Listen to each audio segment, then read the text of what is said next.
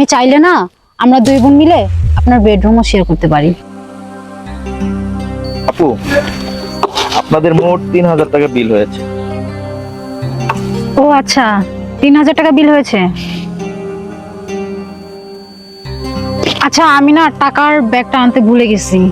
দেখুন, এখন রেস্টুরেন্ট বন্ধ করার সময় ছিল, আর আপনারা এসে তাড়াহুড়া করে খাবার চাইলেন। হ্যাঁ, খাবার এনে দিলাম, কিন্তু এখন বিল পে করতে পারতেছেন না।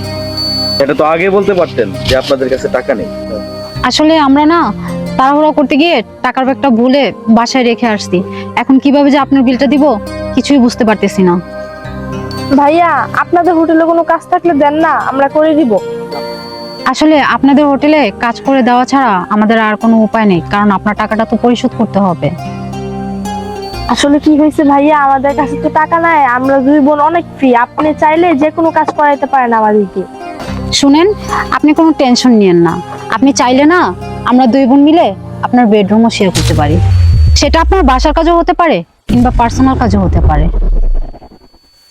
আরে, আপনারা কি সব বাজে বাজে কথা বলছেন? আর আপনারা দুজন যেটা বলছেন সেটা আমার পক্ষে কখনো সম্ভব না।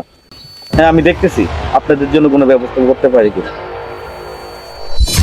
এই যে আপু, এই নিন, এখানে 3000 টাকা আছে, বিল পে করে চলে যায়। আরে না না ভাইয়া, আমাদের টাকা লাগবে না, আমাদের কাছে টাকা আছে। আমরা দুই বোন আপনাকে পরীক্ষা করতেছিলাম। টাকা যেহেতু আপনাদের কাছে আছে, তাহলে আপনারা দুজন মিলে আমার সাথে এত বড় মিথ্যা নাটক কেন করলেন? এই নিন, আপনার টাকাটা রাখুন। আসলে কি হয়েছে জানেন, আমার বাবা না আমার এই ছোট বোনের সাথে আপনার বিয়ে ঠিক করেছে, তাই আমরা এসে আপনাকে পরীক্ষা করে নিলাম। হ্যাঁ, বাসা থেকে আমাকে মাও বলেছিল যে তোর একটা মেয়ের সঙ্গে বিয়ে ঠিক হয়েছে, যে কোনো সময় দেখা করতে পারে তোর সাথে। হ্যাঁ, তার জন্যই আমরা এসেছি।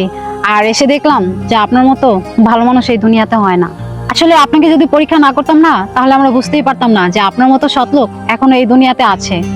আর আমরা হ্যাঁ, এই বিয়েতে রাজি আছি। আমার বোনকে আপনার সাথে বিয়ে দিতে চাই। আপনি এক কাজ করেন, আপনি আপনার ফ্যামিলি নিয়ে আমাদের বাড়িতে চলে আসেন। আজ তাহলে আমরা উঠি। আচ্ছা, চল। ধন্যবাদ।